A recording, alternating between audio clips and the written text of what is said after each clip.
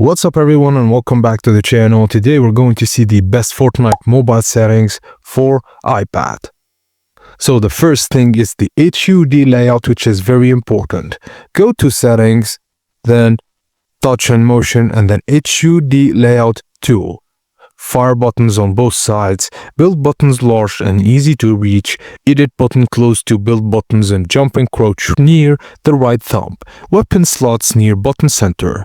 The fire buttons from 120 to 140%, build buttons from 110 to 130%, and edit button from 120%, then the jump button from 110 to 120%. Of course, turbo build is on and confirm edit on release is on. Auto open doors on and build immediately like Builder Pro style on. Place edit button near the right thumb and use the confirm edit on release to edit faster. Tap fire is on, dedicated fire button is on, and auto fire is off. Recommended for competitive play. And that's it guys, as simple as that. Thank you for watching and please don't forget to like and subscribe for more tips and tricks like this.